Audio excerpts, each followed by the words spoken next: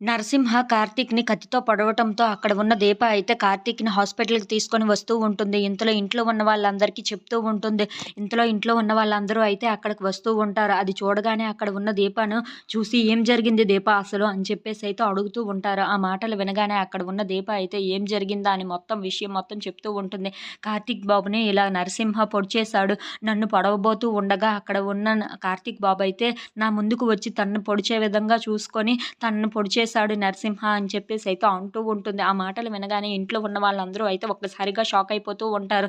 ఇంతలో అక్కడ ఉన్న జోష్న అయితే ఏంటి నరసింహ ఇలా చేశాడు? నేను పొడవమన్నది దీపను కదా చంపేయమన్నాను. ఇప్పుడు ఇలా చేశాడు ఏంటి అని చెప్పేసి అయితే చాలా బాధపడుతూ ఉంటుంది. ఇంతలో అక్కడ ఉన్న వాళ్ళ మామయ్య అయితే బావ నువ్వు వెళ్ళి ఆ నరసింహ మీద కేసు పెట్టు. ఆ ఏసీపీ మనకు తెలుసు కదా! ఆ ఏసీపీకి చెప్పి ఆ నరసింహాన్ని ఎలాగైనా శిక్షించే విధంగా జైల్లో పెట్టమని చెప్పు అని చెప్పేసి అయితే అంటూ ఉంటాడు.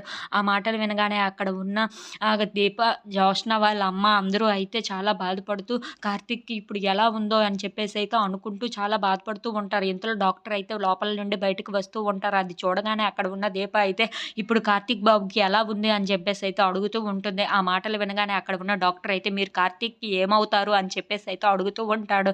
ఆ మాటలు వినగానే అక్కడ ఉన్న దీప అయితే ఏమీ మాట్లాడకుండా సైలెంట్‌గా ఉండిపోతుంది. ఇంతలో అక్కడ ఉన్న వాళ్ళ నాన్న అయితే నేను కార్తీక్‌కి తండ్రిని అవుతాను. ఏమైంది? బాగానే ఉంది కదా మా కార్తీక్‌కి అని చెప్పేసి అయితే అడుగుతూ ఉంటాడు. ఆ మాటలు వినగానే అక్కడ ఉన్న డాక్టర్ అయితే అతనికి చాలా సీరియస్‌గా ఉంది. తనకి కత్తి లోపలికి వెళ్ళటంతో ఇప్పుడు అతని పరిస్థితి చాలా క్రిటికల్‌గా ఉంది. ఇప్పుడు మేమేమి చెప్పలేము. కొంచెం సేపు అయిన తర్వాత ఏదైనా చెప్పగలం అని చెప్పేసి అయితే అంటూ ఉంటాడు. ఇంతలో ఇంట్లో ఉన్న వాళ్ళందరూ అయితే ఒక్కసారిగా షాక్ అయిపోతూ ఉంటారు. If you like this video please